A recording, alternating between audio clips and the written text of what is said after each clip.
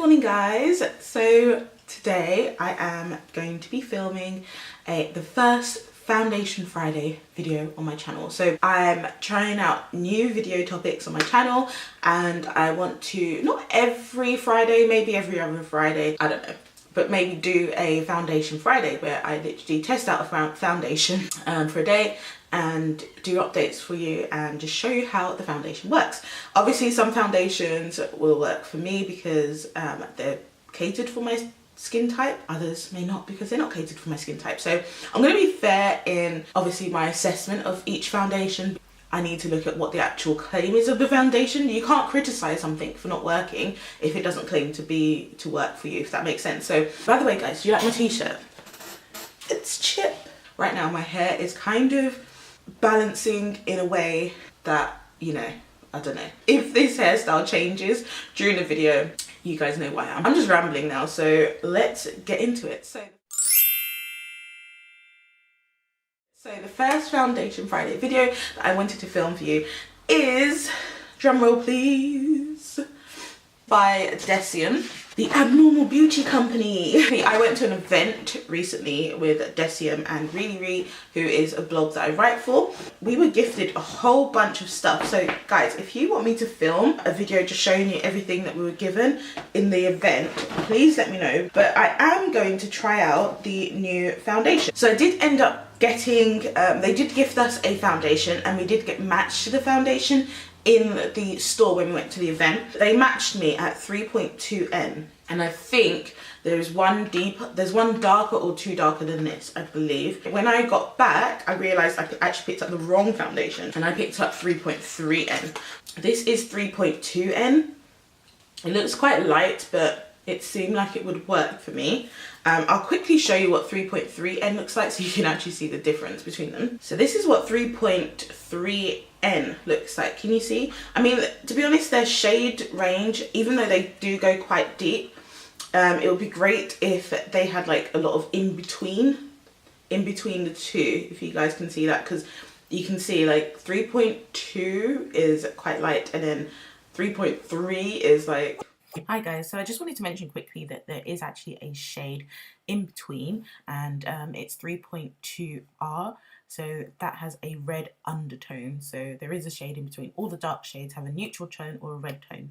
The lighter shades also have different undertones. The lighter shades include a pink undertone, a neutral with silver undertones, and they also have yellow undertones and a yellow with golden undertones in the lighter shades.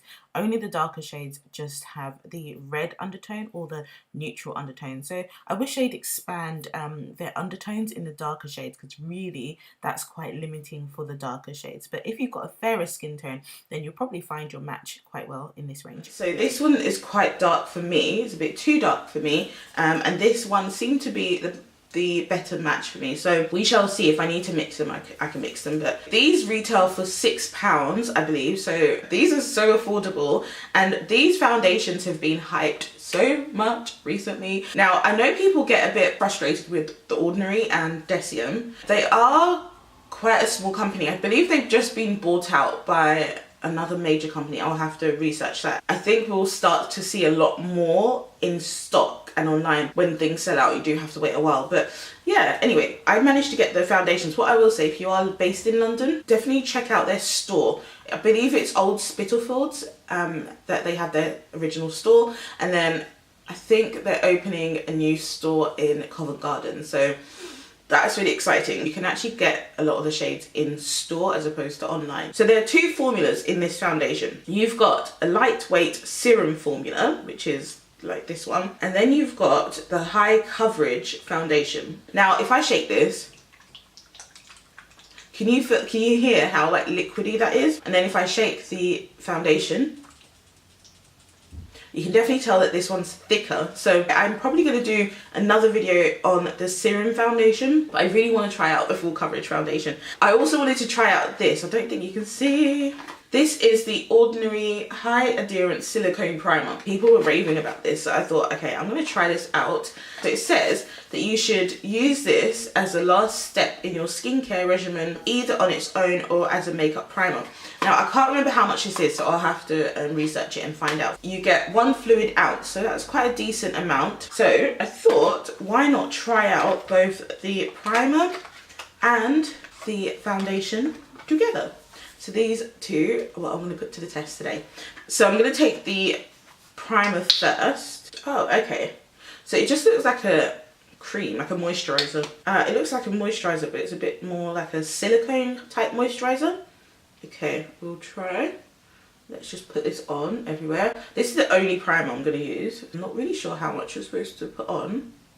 By the way, I have cleansed and moisturised my face this morning. Well, since it's an adherence primer, I'm probably going to put this all over my face because it feels very moisturising. The primers I like are more for oily skin, but this doesn't claim to... Oh gosh, I just stabbed my eyes with my nails.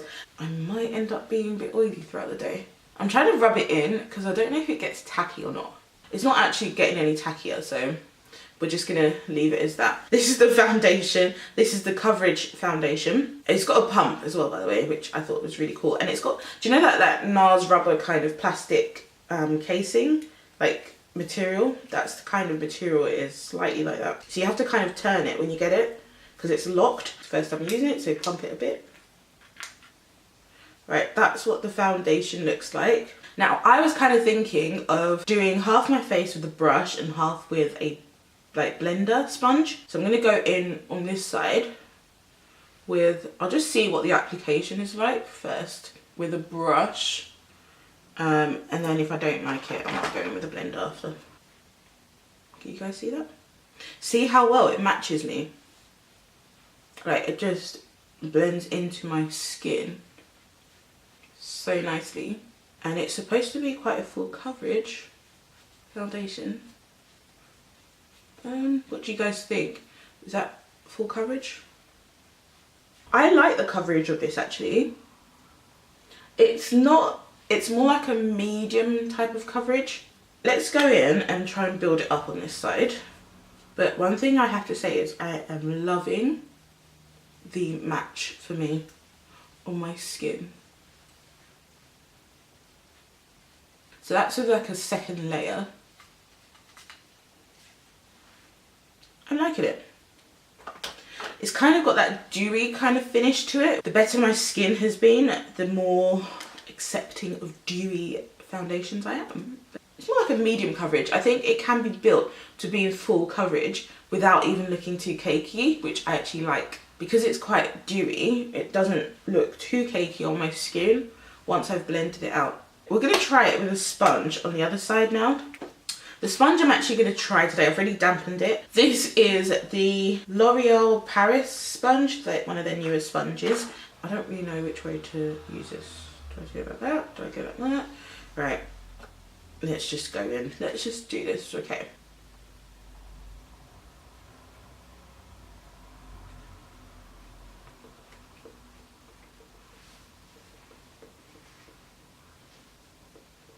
I think that the sponge slightly sheared it out, but not that much difference in terms of how much it sheared it out. Because I used 2 layers with the brush, we're going to do 2 layers with the sponge. So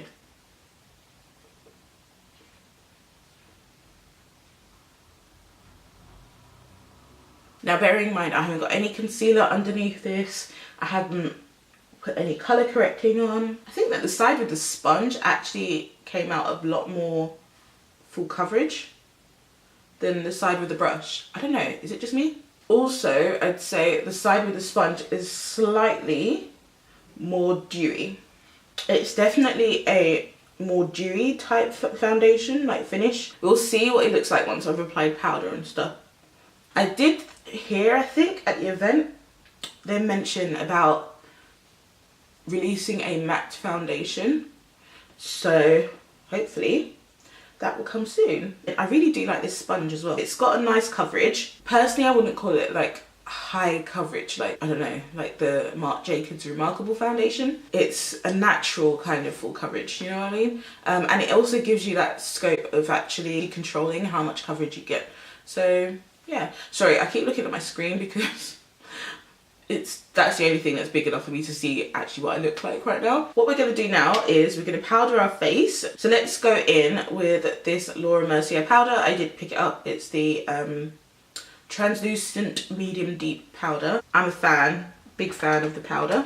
Before we do that, let's go in with a bit of concealer. Now I am going to use a little bit of concealer, and I'm just going to use whatever's here. This is the Bare Skin Complete Coverage Serum Concealer. Actually, I like this one because it's not as full coverage. The concealer blends out quite nicely on top of the foundation.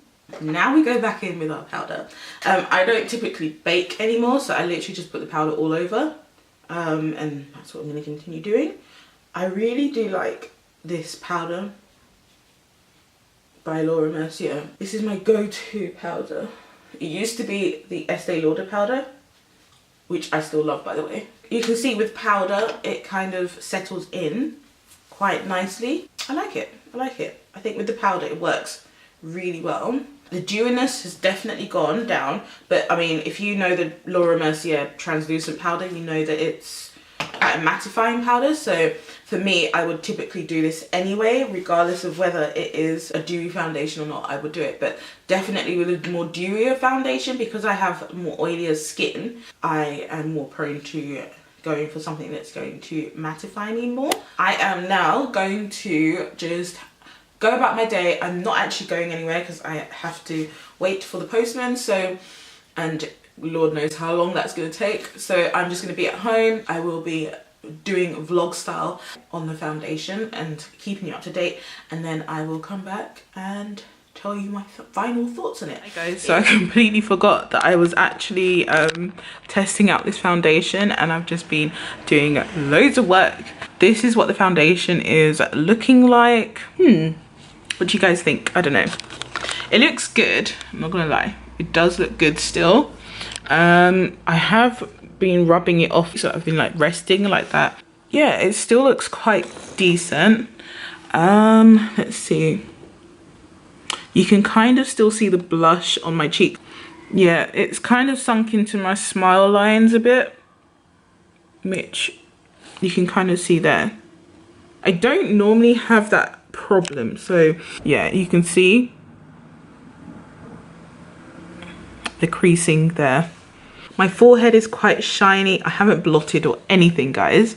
My nose is really shiny as per usual. My face feels quite tacky, I'm not gonna lie. And remember, I did use my Laura Mercier powder, so normally this doesn't happen with that kind of powder. I'd say it looks okay.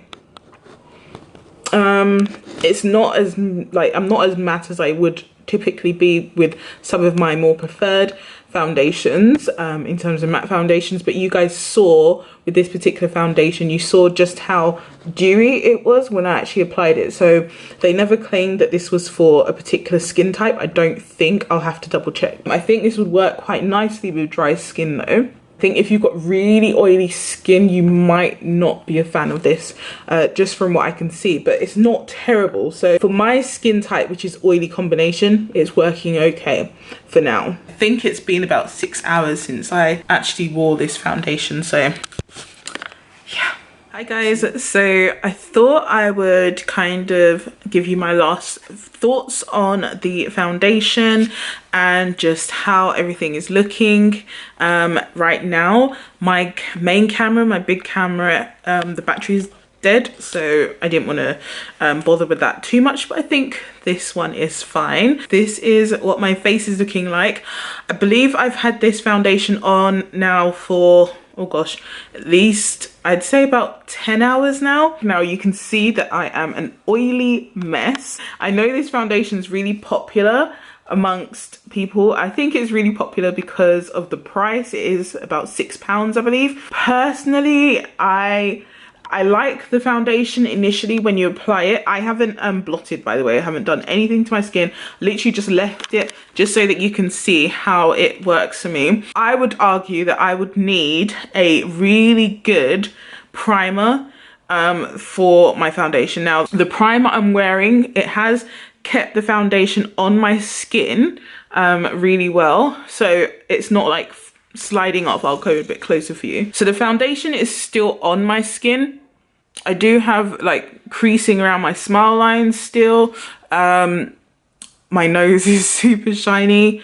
But you can definitely tell I've got foundation on. My forehead is really shiny. As I said, do have oily skin. So for me, the primer that I did use, which is the Ordinary primer, personally, I don't think it was the kind of primer for my particular type of skin, in terms of oily skin. I would probably use, if I was going to use that, I would probably multi-prime. So I would use that primer because it does seem to keep the foundation on quite well. But at the same time, I probably would use a more mattifying primer with this particular foundation because the foundation itself isn't very mattifying. Do I like this foundation? I like it in terms of its coverage and the finish, and when you first put it on with the powder, it looks really, really nice. However, I'm not too keen on it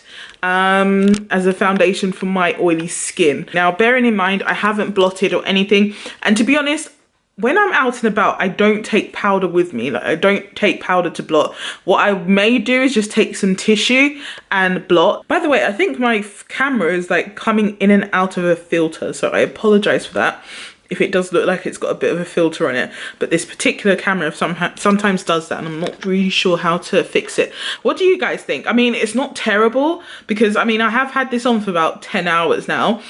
So for 10 hours of wear, it's lasted quite well. Really, it's just my T-zone that's oily, and it's not even as oily as I have had in the past. I would probably next time try it with a mattifying primer and see how that works out for me. So I think if you've got normal to dry skin, this would probably work a lot better for you, and I think it would hold up a lot better. Definitely transfers as well. Let me know what you guys think. Have any of you tried this particular foundation? Do you like it? Do you not like it? Why do you like it? Why don't you like it? Let's help each other down below, because obviously this is just my face. I've tested this on, haven't tested it on other people's face. So if you have got it and it works differently for you, then please let people know down below, so that we can all have different experiences put forward. So yeah, thanks so much for watching, guys. Really hope you enjoyed it. If you did, please give this video a thumbs up, and yes, I will see you in my next video, which will be a vlog on Monday. I've loved coming back onto YouTube this week. So yeah, thank you so much, guys. Love you. Bye.